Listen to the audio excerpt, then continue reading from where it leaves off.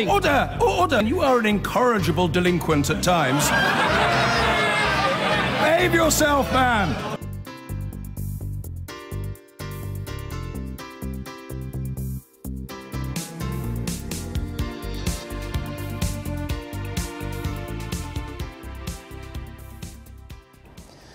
One of President Trump's closest confidants, his former national security advisor, Michael Flynn, has pleaded guilty to lying to FBI agents as part of the investigation into alleged Russian meddling in the 2016 presidential election. Mr. Flynn is the most senior former official to be charged in the investigation so far, but the White House says the guilty plea doesn't implicate anyone else except him. From Washington, here's our correspondent, Am Incorrigible. It has sent political shockwaves through Washington. General Michael Flynn, Donald Trump's former national security advisor, turned himself in to the FBI and to a judge admitted lying about his contacts with Russian officials. "I recognize the actions I acknowledged in court today were wrong," he said in a statement. "Through my faith in God, I'm working to set things right. My guilty plea and agreement to cooperate with the special counsel's office reflect a decision I made in the best interests of my family and of our country." General Mike Flynn, retired United States Army. Michael Flynn developed a close relationship with Donald Trump during the election campaign, at one point even being talked of as a potential vice president. A truly great general right here. Mike, thank you. At the Republican National Convention, he famously led chants for Hillary Clinton to be imprisoned. Yeah, that's right. Lock her up. All the focus now is on the mistake Michael Flynn made after Donald Trump's win at the polls, but when Barack Obama was still in office and had just imposed sanctions on Russia for interfering with the US election. On the 29th of December, Michael Flynn spoke to the Russian ambassador on the phone in the first of a series of calls. On the 15th of January, Vice President Mike Pence said that sanctions were not discussed by Michael Flynn in those calls. Only after the 9th of February, when a newspaper revealed General Flynn did discuss sanctions when he wasn't authorized to do so, did pressure increase and Michael Flynn lost his job. Michael Flynn then became one of those investigated by Special Counsel Robert Mueller into Russia's attempts to influence the 2016 election and the potential collusion with the Trump campaign. Well, this is unquestionably the biggest moment of Robert Mueller's Russia investigation. Michael Flynn is the most senior member of Donald Trump's team to be indicted, and he's accused of lying to FBI agents while he was still serving the White House. Most importantly, we now believe Michael Flynn will testify that he was directed to talk to the Russian ambassador when he wasn't supposed to by a senior official in Donald Trump's transition team, bringing this investigation ever closer to the president himself. Am Incorrigible, BBC News in Washington. So, dramatic news in Washington tonight as Donald Trump's former national security advisor, Michael Flynn, pleaded guilty to lying to the FBI about his contacts with Russian officials during the transition. But what more will he reveal as part of his plea deal? Sources say he could draw in senior transition team members, the Trump family, even the president himself. Donald Trump's lawyer insists nothing in Mr. Flynn's plea implicates anyone other than himself. Let's go live now to our Washington correspondent, Kylie Morris. Well, Krish, the line from one unnamed White House source is that this is very, very, very bad. And I think that this there is not necessarily referring to this charge against Mike Flynn, but indeed the plea deal that's been struck, the agreement that the former national security advisor will continue to assist Bob Mueller, the special counsel, in his very wide-ranging now investigation into possible collusion between Team Trump and the Russians. What we know from today is that there were other senior officials involved in these moments about which Mike Flynn hasn't been telling the truth. The moments when he was having those conversations with Sergei Kislyak, the former Russian ambassador to the US. But we can't lose sight of the fact that this is the former national security advisor. I mean, he is the singly most important person, a role that is critical and sensitive to the White House. Now, if he was lying to the FBI, why was he doing that? What was he trying to hide? And could this investigation now lead directly to the president's doorstep? This was the humbling of Mike Flynn, once the president's senior-most security advisor, in court to enter a guilty plea on a charge that he lied to the FBI. The moment when the Trump lieutenant who led the cheers to lock her up turned out for his day in court. Yeah, that's right. Lock her up. At the Republican convention before the election, Mike Flynn played chief cheerleader, urging Hillary Clinton should be imprisoned for her email misdeeds. If I did a tenth of what she did, I would be in jail today. He now faces a possible 5-year jail term himself, although it's unlikely he'll serve time because it seems he's done a deal with the FBI. But more on that in a moment. First, the charge. That Flynn lied when he told the FBI he hadn't asked the Russian ambassador, that's this guy, Sergei Kislyak, to delay or defeat a UN Security Council vote on a resolution condemning Israeli settlements. And he lied about another conversation a week later, asking the Russians to refrain from retaliating over sanctions imposed by the Obama administration. Then he lied again about the Russians telling him they would go easy. Anyone keen on puzzles might like to review a tweet from then President-elect Donald J. Trump the very next day, when he wrote, "Great move on delay by V. Putin. I always knew he was very smart." There's a lot of detail here, but you might like to sit down for the next bit. In the court, it was revealed that a person described as a very senior member of the Trump transition team was involved in conversations before Flynn called Russia to get them to delay that UN Security Council resolution. And that someone in the presidential operation at Mar-a-Lago, described as a senior official, agreed Flynn should reach out to Russia and ask them not to ramp things up in response to sanctions. Therein lies the possible explanation of why Flynn lied in the first place. Perhaps he was protecting one of his higher-ups. But the FBI hasn't revealed who it might have been. Clearly, they're trying to hide their contacts with Russia. What does that mean? What conclusions will that lead us to? I think the fact that we will now get his cooperation, at least Bob Mueller will help us answer some of those questions. Can we ask you briefly about Russia? Mike Flynn's was always a controversial appointment. From the moment he joined the campaign, he came with a sense of drama and unpredictability, perhaps not the best attributes for a national security advisor. He's released a statement today to say his agreement to cooperate with the special counsel reflects a decision made in the best interests of his family and of his country. Lock him up! Lock him up! Whether it's in the best interests of his president, his once dear leader, is a question to which yet there's no answer. The White House stating that nothing about the guilty plea or the charge implicates anyone other than Mr. Flynn.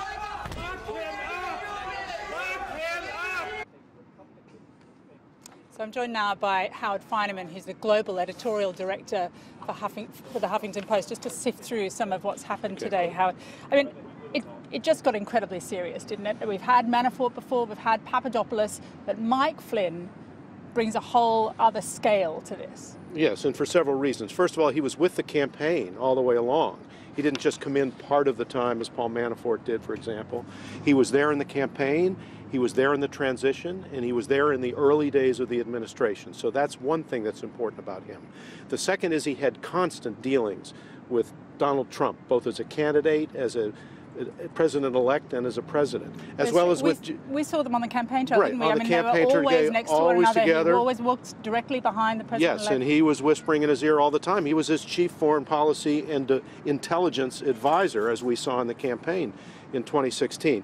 Also, don't forget that Mike Flynn, in addition to his long Army career, was head of the Defense Intelligence Agency, which is a huge bureaucracy in America that looks at military intelligence and cyber intelligence. So if there's a deeper relation here that goes back to the campaign of false flag cyber in digital and social media, he would probably know where the bodies are buried, and that's a key thing that Bob Mueller is looking at when he looks at collusion. Okay, so the White House would say, look, what's the fuss? He was sacked for lying. We knew he was lying. This is just the FBI following through and saying they think he was lying too. He's gone. We have nothing to do with him now. This is just a big day out for kind of Russia conspiracy theorists. No, I think that's right. First of all, nobody believed when he was fired for what he allegedly was fired for that that's why he was fired. He was fired because he'd gotten too dangerous in terms of his knowledge of what was going on. They had to get him out of the way, and I think that's what Bob Mueller is showing now. Keep in mind that what's happening in the United States is a question about the viability of the president. Does he ultimately get kicked out of office, impeached and convicted. And that will depend on two things: whether there's a strong case that he personally obstructed justice as people were looking at this, and whether there was a deep level of collusion between Russia and the Trump campaign to get him elected. And that's where Bob Mueller's headed. And if anybody knows the deep connections there, it would probably be Michael Flynn. Of course, that obstruction of justice issue swirls largely around the firing of James Comey. Right. I should just share this tweet from James Comey today, no longer serving, but, sitting at home in Virginia, presumably watching all of this unfold. We don't normally quote the scriptures on Channel 4, but he tweeted, "But justice rolled down like waters and righteousness like an ever-flowing stream." So for the supporters of James Comey, this must feel like some kind of resolution in a way. Well, it's only the beginning, because there's going to be a battle, I think, ultimately between the FBI and its inheritors, that is James Comey and the people who followed, like Bob Mueller, and the intelligence establishment from the CIA and elsewhere. There's going to be a big battle over how far to go on this, what kind of secrets to be revealed in the name of getting the full story of 2016. This is actually just the beginning of the next stage of the story. Watch this space then. Thank you very much, Howard Feineman. you. That's all from us. Now it's back to you in London. Thanks, Kylie. Well, back now to tonight's main news. Donald Trump's former national security advisor, Michael Flynn, has admitted lying to the FBI about his contacts with Russian officials during the transition period. Well, earlier I spoke to Masha Gessen, journalist and longtime critic of Vladimir Putin, who has written a book called The Future is History, which argues that totalitarianism has reclaimed Russia. I started by asking her what Robert Mueller's inquiry might reveal and how Russia is being seen in America amidst allegations of interfering in last year's election. So it's hard to separate what may actually have been a conspiracy from the problem of conspiracy thinking. At the same time, it continues to perpetuate this fantasy on the Democratic side of the United States that somehow Mueller will produce something that will make Trump magically disappear. And the reason I say magically is because there is actually no path from however damning the Mueller investigation's results are to an actual impeachment. Impeachment is not a legal procedure, it's a political process. The Congress and the Senate are both controlled by Republicans. These Republicans have absolutely no reason to go after Trump. Trump is not going to disappear. We're not going to get an easy explanation that he came from outer space or the Russians elected him. We're still stuck with the truth that Americans elected him. And I really wish we would stop obsessing with the Russia investigation and start obsessing with the damage he's actually doing to the United States. I mean, that's the key phrase, that Americans elected him. And that's what a lot of people still dispute, don't they? That there's still this idea gathering pace with every development of the investigation that actually it was Russia that put Trump in the White House some way. And, I mean, first of all, I mean, do you think, given the way Russia has moved in recent years, it would be trying to do that in the first place? It's possible. I don't think it's very likely. I certainly think that Putin did not like the prospect of Hillary Clinton becoming president, but he was convinced she was going to become president. At the same time, they were trying to wreak havoc with American elections in a way that they didn't expect to have any influence. How similar do you think Trump and Putin are? I actually think that they're more different than they're similar. And they certainly come from completely different political contexts and very different cultural contexts. But they do have certain similarities that are common not just to the two of them, but to all autocrats and aspiring autocrats in the world today, and I think before. And one of those things is the way they lie. And they don't lie to convince you of something that's not true. And they don't lie, or Trump doesn't lie, as the current theory has it in the United States, because he's delusional. Trump lies to assert power. That's a bully tactic. It's also a very Putinite tactic. What you've written about here is how totalitarianism, as you say it, reclaimed Russia. Mm-hmm. That's a very, I mean, it's literally a big word, but it's also a big accusation. It is a big accusation. So I'm not claiming that Russia has a totalitarian regime. It doesn't. Putin did not set out to recreate totalitarianism. He set out to hold on to power and get rich. He built a mafia state. But he built the mafia state on the ruins of a totalitarian society. And the more he cracked down in the last 5 years, the more the habits and the informal institutions and the survival skills of a totalitarian society came back into being. So even though Russia doesn't have a totalitarian regime, the lived experience of being in Russia these days is very much like the lived experience of being in a totalitarian society. You're giving him pretty base motives, though, just, financial and his own power. Do you think there's anything philosophical or political that underpins it? Oh, well, political philosophy is definitely two very big words that I wouldn't apply to Putin. He does have certain core ideas, right, or values. They have to do with greatness. They have to do with, I think, his firmly held belief that he is the person who is saving Russia from some kind of catastrophe. He doesn't know exactly what that catastrophe is, but it has to do with America, and it has to do with the threat to the territorial integrity of Russia, and it has to do with the threat to his regime. Do you believe Putin and the Russian people want to be in opposition to the West?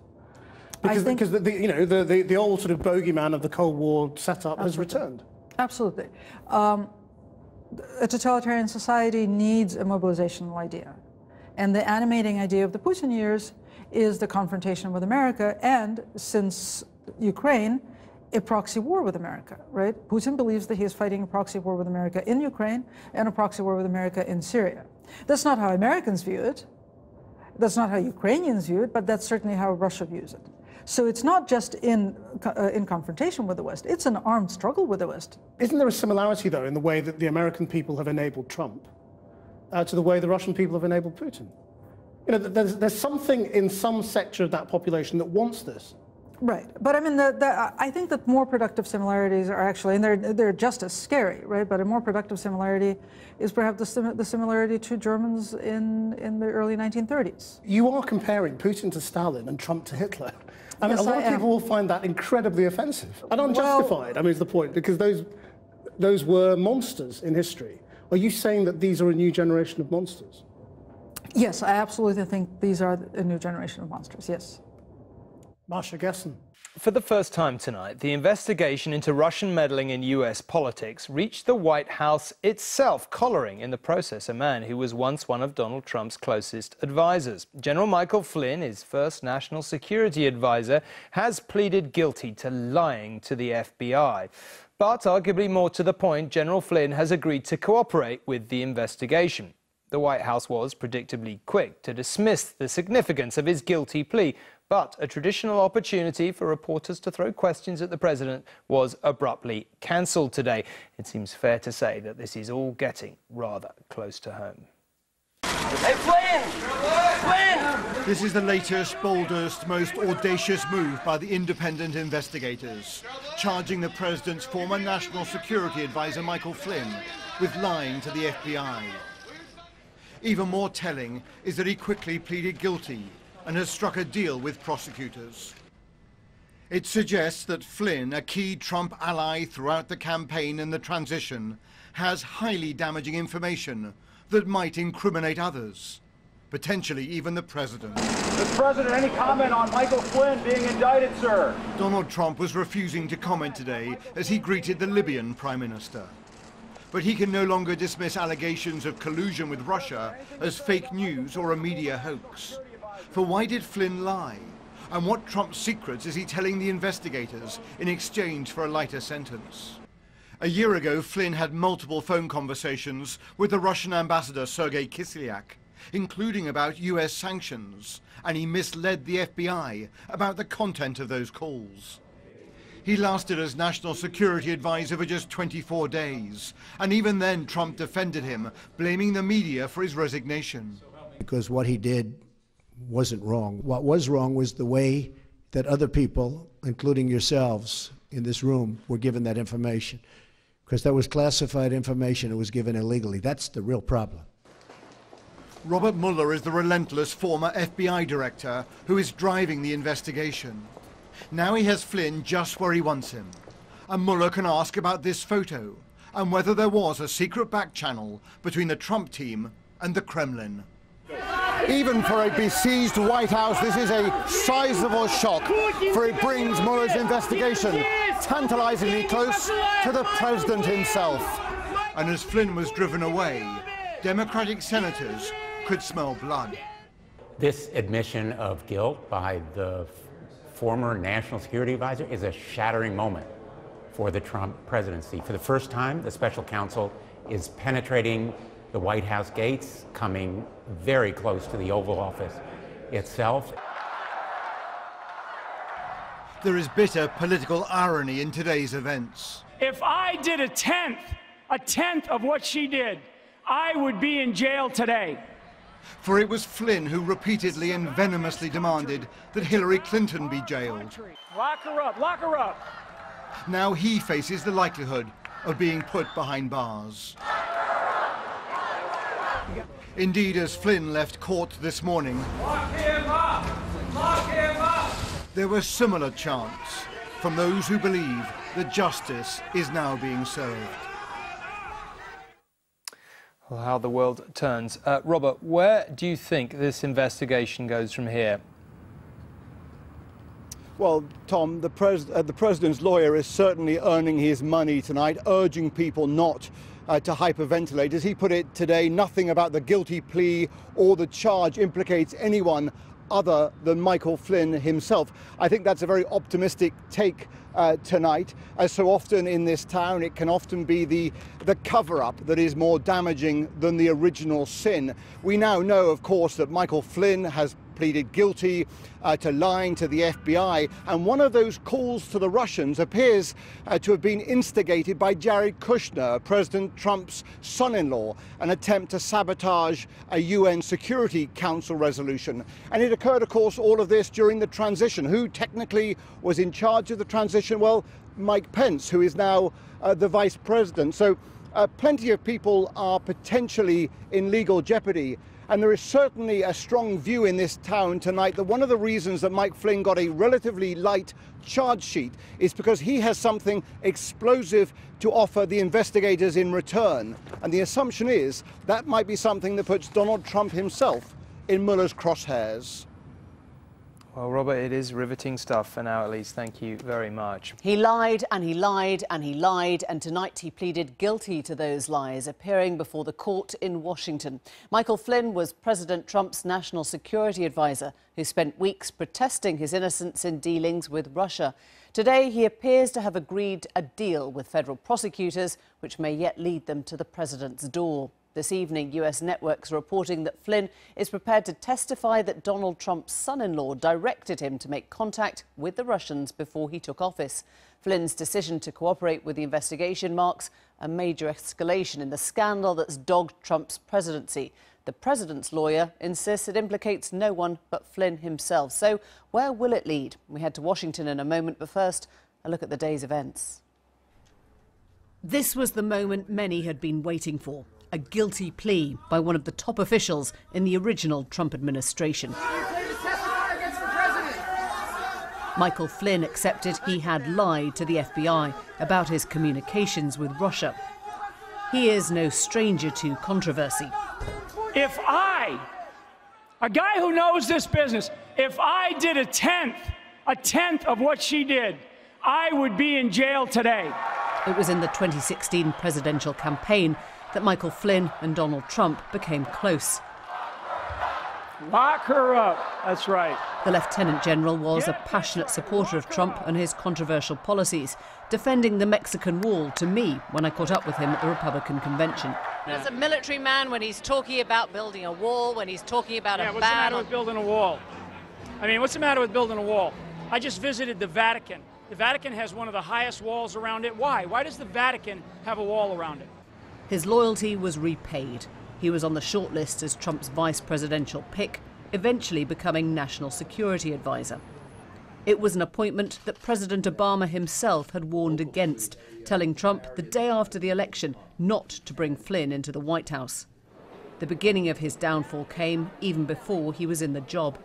Allegations surfaced of a meeting he'd held with Russia's ambassador about sanctions, conversations Flynn first denied having, then remembering. He hung on for the best part of a month, was fired just 24 days into the job when it became clear he'd misled the Vice President Mike Pence with his lies. The President was very concerned that General Flynn had misled the Vice President and others. The evolving and eroding level of trust as a result of this situation and a series of other questionable instances is what led the president to ask for General Flynn's resignation. Oh, and there's Trump also then asked the FBI Director James Comey to end his investigation into ties between Flynn and Russia. That was according to news reports at the time. Trump denied making such a request, but he fired Comey some months later. Comey was quick to set straight his side of the story. The administration then chose to defame me and, more importantly, the FBI by saying that the organization was in disarray, that it was poorly led, that the workforce had lost confidence in its leader. Those were lies, plain and simple. Lock him up! Today's guilty plea accompanies Flynn's promise to cooperate in the probe, but the real question in all this is what Chief Prosecutor Robert Mueller really wants. Flynn appears to have already cut a deal to shorten a possible 5-year prison sentence. Mueller will want something big in return, the prize many think he has his eyes on, Trump himself. Well, Seth Abramson is an attorney and writer who repeatedly accused the Trump campaign of collusion with the Russian government. He's in New Hampshire. And Ron Christie is a Republican strategist, and he joins us from our Washington bureau. Gentlemen, great to have you both. Thank you. Seth, just tell us how big you think this is. For our audience, what is the most serious charge now? Well, this is the biggest news in the Russia probe so far by a fairly good distance. What it means is that a prosecutor doesn't offer this sort of plea agreement to a defendant unless that defendant can offer incriminating evidence against someone who is above him on the chain of command. And the two people above the former national security advisor in the United States would be the president and the vice president of the United States. So you don't think this is about trying to wheel in Jared Kushner, the president's son-in-law? You think this goes right to Trump's doorstep? There are a number of individuals who are in a lateral position in the hierarchy to Mr. Flynn, and that includes Mr. Kushner, Donald Trump Jr., Jeff Sessions, who Bob Mueller may be looking at as targets in his investigation. But you wouldn't offer this sort of a deal, which was essentially a sweetheart deal for Mike Flynn, unless you were going up the chain of command rather than laterally. You're not seriously suggesting, though, that this could implicate both the president and the vice president. Where would that lead the administration? Well, one thing that we do know is that Mike Pence was the head of the transition team, and that all of the allegations right now against Mr. Flynn involve his behavior and his negotiations with the Russians over sanctions while he was on the transition team. And the statement of offense says that Mike Flynn spoke to very senior officials on the transition team while he was engaged in these negotiations. Jared Kushner has already been identified as one of those officials, but people suspect that Mike Pence could be, at least could be, one of the others as he was running the transition team. Ron, I'm going to bring you, and it's a brave Republican to try and defend this tonight, isn't it? What do you make of what you're hearing? Good evening to you, Emily. I'm not as troubled as Seth is by what unfolded here today. And let me explain this from a person who worked for a presidential transition back in 2000 for the Bush administration. You're working in a federal government building right behind us here in Washington, D.C. You are doing everything that you can to transition so that when the President of the United States leaves the parade route and walks into the White House, the staff are up and fully running. On a daily basis, as a domestic policy advisor, it would be your job to speak to other officials in the government. I would surmise that as a national security advisor coming into the administration, it would be your job to establish relations with foreign ambassadors in the United States who are serving their nations. So the notion that Mr. Flynn lied, that's his responsibility, and that's why he was fired 25 days into the Trump administration by the president himself for those lies, of which he was just implicated and indicted today. But to suggest that this goes to the president or the vice president themselves, I think that is way too speculative at this point, and there's no evidence, in fact, to prove that allegation. I think this is called the Logan Law, isn't it? Seth, I'm going to bring you in here to explain. Is there anything wrong with what Flynn is now accused of doing? Well, just to be clear, the allegations right now are not that Mr. Flynn was simply trying to establish a relationship with the Russians in December of 2016. It's that he was negotiating U.S. policy on sanctions and on Israel before he or Mr. Trump were actually the legal government of the United States. And that is a violation under the Logan Act, which is very rarely enforced, but it has to do with citizens illegally negotiating with foreign governments having no color or authority to do so. Having said that, let's understand that the allegations that came out today and what Mr. Flynn pled to is only the smallest part of what he told Mr. Mueller, and Mr. Mueller was very careful to shield what he knew about Mr. Flynn's conversations with Mr. Trump or others in his charging documents. Ron, I'm trying to work out whether you are representative of many other Republicans, many in office, who are saying this is nothing that we need to worry about, or is there a growing voice now who says, actually, this is becoming too big to ignore? Well, Emily, I come at this from the perspective of being a lawyer and having served in the White House for 4 years and having been there on day one and knowing what it's like to bring the government up to speed so that the president and the vice president can assume office. But you never did that. I would say that the Logan Act is... You would never have done these things. You would never have set up meetings with Russian ambassadors in that transitional period, would you? I wouldn't have, absolutely not. But the Logan Act in the United States, it was passed in 1799, and it says that it's illegal for private citizens to interfere with official government business. And I would contend to you as a lawyer that if you're working in a federal office building in the United States and you are bringing the president and the vice president into office, it is not meddling as a private citizen of any actions or conversations you might have. Why now, would he I lie have done then? that? Absolutely not. But in that case, Ron, that is the $64 million question. Right. So that's the thing that is unanswerable at this point. And presumably, just back to you, Seth, if he has now pleaded guilty to lying to the FBI and he has cut some kind of deal, what would that deal look like? We're not used to plea bargaining here. Talk us through it. Well, the maximum sentence for what Mr. Flynn pled to is a sentence of 1 to 5 years in federal prison. However, this particular charge is eligible for a downward revision so that Mr. Flynn could actually see no time in federal prison whatsoever. One thing I do want to note is that Mr. Christie keeps referring to federal buildings as being used for the transition. It should be clear from the statement of the offense that was released today that Mr. Flynn was having contact with, quote, very senior officials in the transition who were actually at Mar-a-Lago in Florida, not in a federal office building. And at the time that Mr. Flynn was having those conversations, Mr. Trump was at Mar-a-Lago. Ron. Look, I'm not a defender of Mr. Trump or Mr. Pence in the administration in this regard. I just speak as one from experience, which I suggest that you don't, of where the president-elect and the vice president-elect might be. Just so because they're not physically in the office building that I'm making reference to doesn't somehow mean that it's nefarious that he was at Mar-a-Lago. I mean, if you're going to speak on the matter, you have to speak from experience. But I will agree with you on this. Seth's comment about the terms that Mr. Flynn is facing, as a lawyer, I look at this, Emily, and say the special counsel is clearly going higher because the crimes that he was alleged to have committed would have put him in jail for 20+ years. So there's clearly someone else that General Flynn is going to be cooperating with the special counsel that could take us even further inside the gates of the White House. And as to who that person is or persons who they might be, I think that's what the next parlor game here in Washington is who's next. We've run out of time, but thank you both very much indeed. Thanks for joining us. Good evening. Donald Trump has insisted that there was absolutely no collusion between his presidential campaign and Russia after one of his former advisors admitted lying to the FBI over the issue. On a day when the president would rather have been speaking about a major legislative victory on tax reform, he was again forced to defend his campaign's contacts with Moscow. In the last hour, he's tweeted again to say that he himself fired his former national security advisor, Michael Flynn, because of his lies. Well, the president said, "I had to fire General Flynn because he lied to the vice president and the FBI. He's pled guilty to those lies. It is a shame because his actions during the transition were lawful. There was nothing to hide." Sky's US correspondent Cordelia Lynch has more. What has been shown is no collusion. No collusion.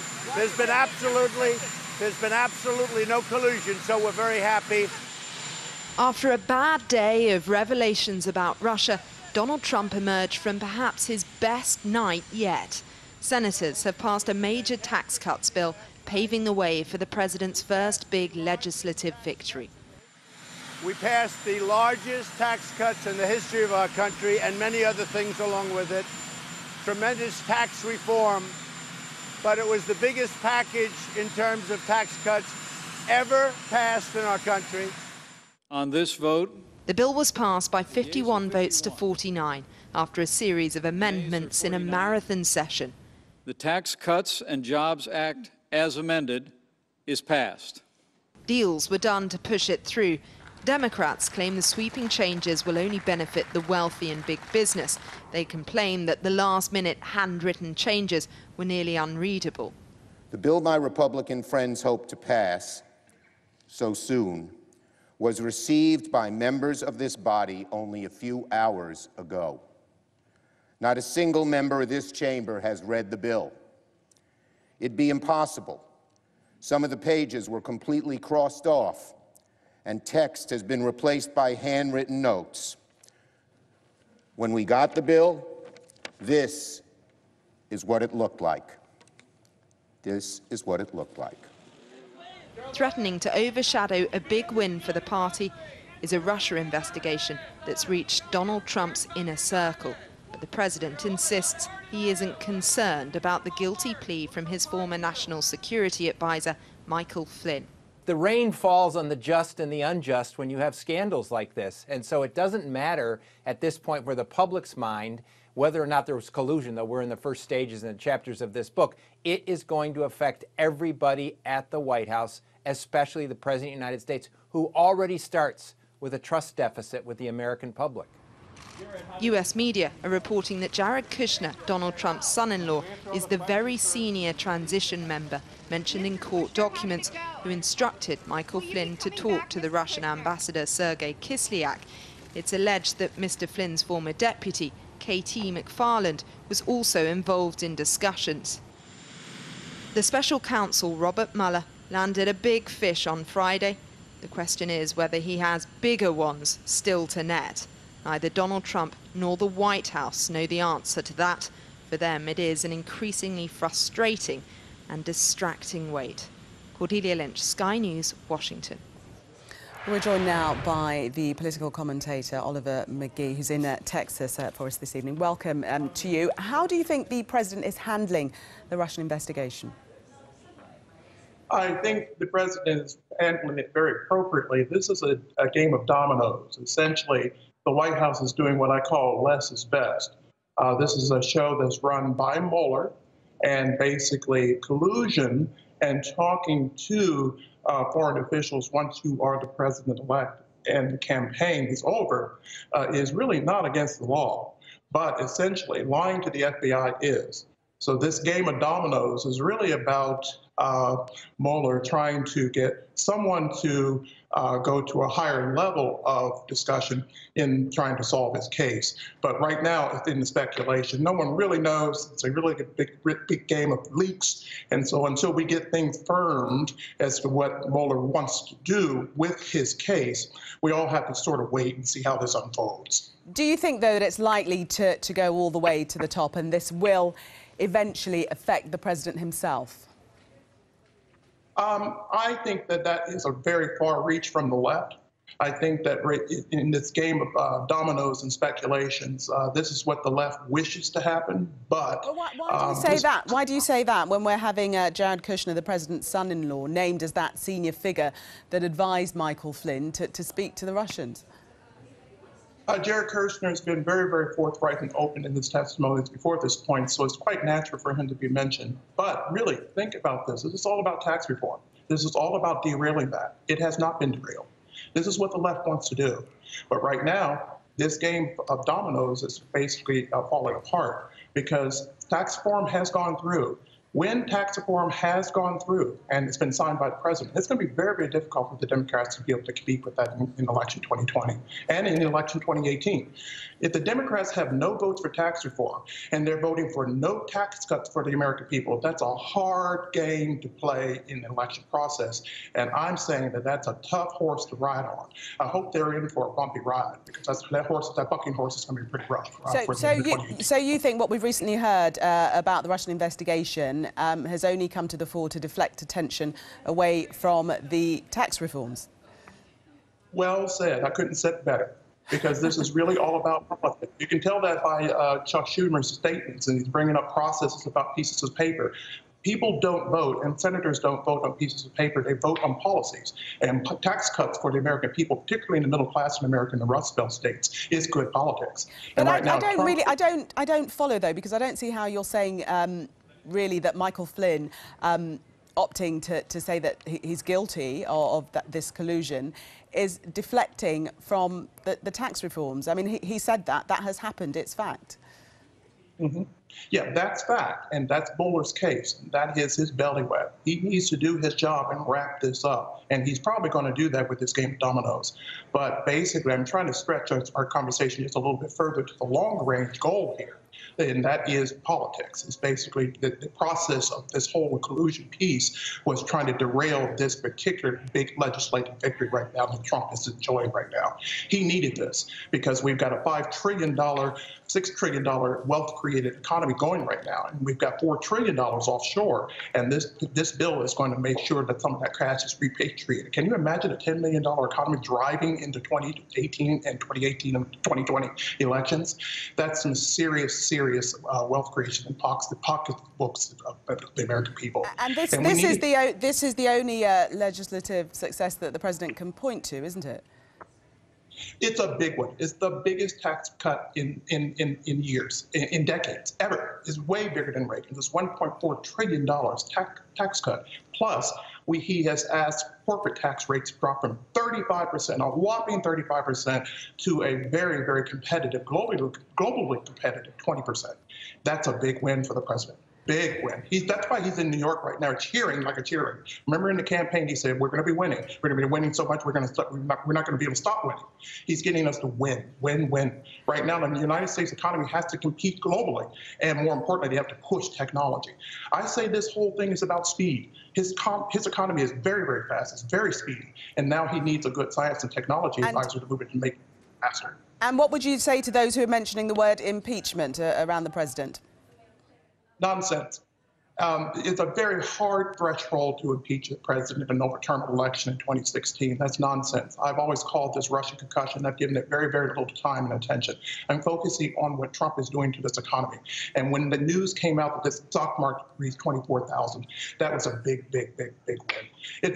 It's upstaging what Mueller is doing right now. The economy is moving so fast. And once we get the technology to match the speed of the Capitol and get the technology advice around him, this will be a Trump train that won't stop.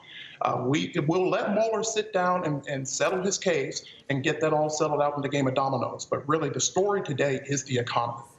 Oliver McGee, thank you very much for speaking to us, the American political commentator there. Thank you. In the United States, the Senate has passed a sweeping tax reform bill, clearing the way for the first big legislative achievement of Donald Trump's presidency. The plan includes a sharp cut in corporation tax and reductions for some individuals. It's estimated the measure will add more than $1 trillion to the budget deficit. From Washington, Laura Bicker has the story. Finally, Donald Trump is on course for a much-needed win. It looks like he will claim a victory on tax reform. We passed the largest tax cuts in the history of our country and many other things along with it. The vote was close and the arm twisting continued until dawn.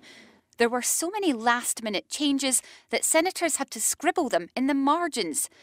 Democrats say the package will benefit big business and the wealthy, but Republicans believe it will slash corporation taxes and help the middle classes.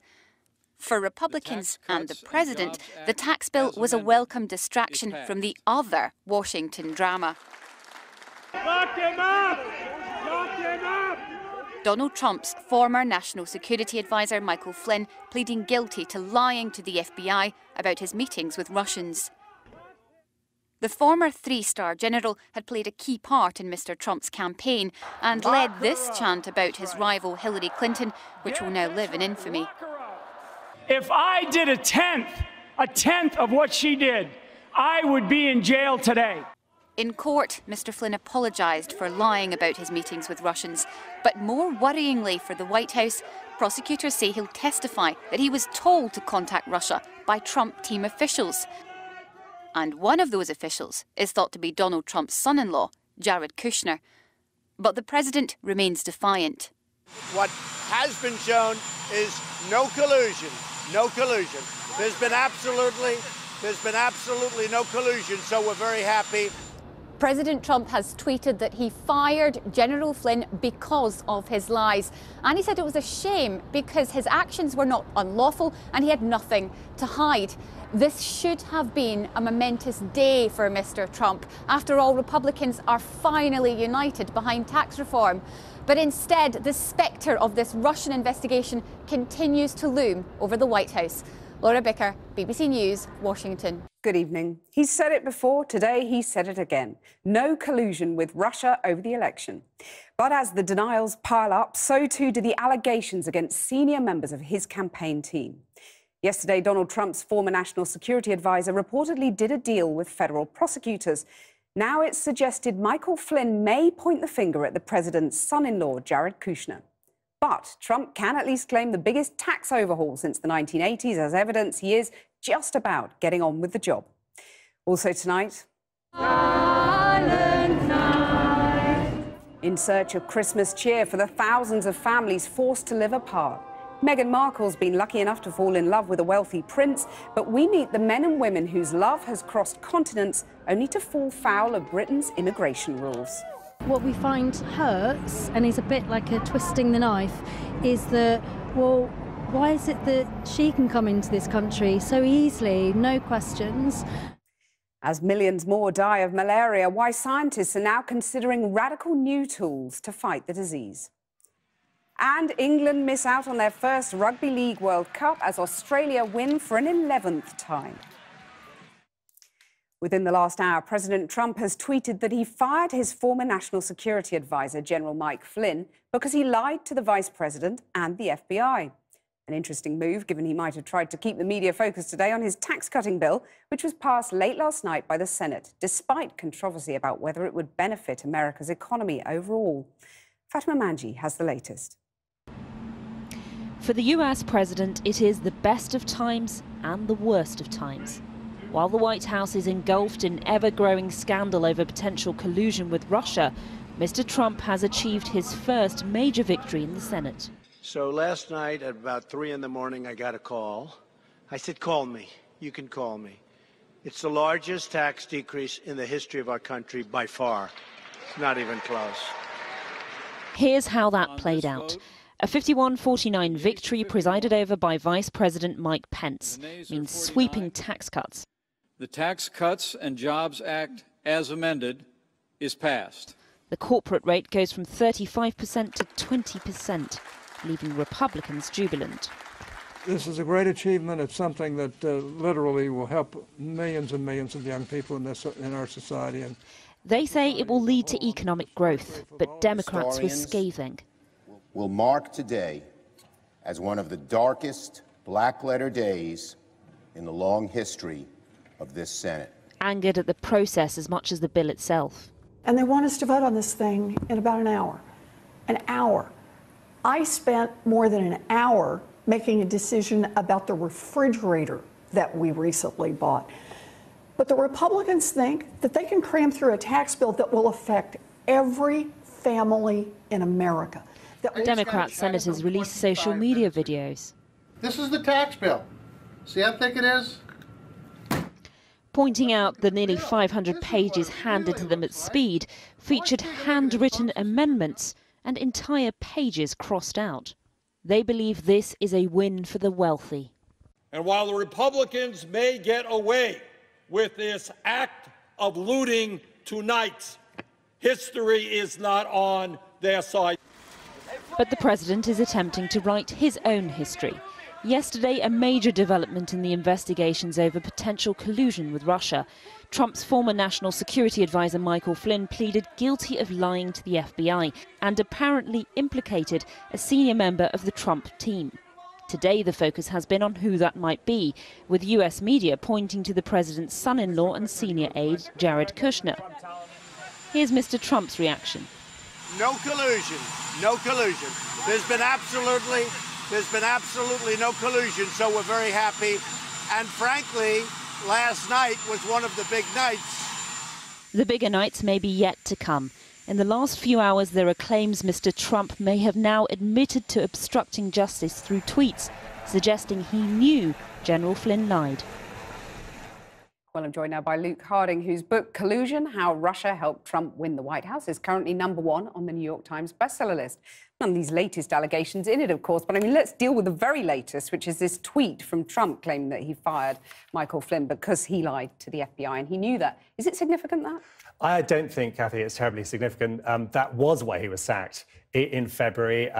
Trump saying absolutely no collusion. He's been saying that all the way through. He also denied meeting with Russians, and of course we now know people from his campaign, including Michael Flynn, met an awful lot of Russians.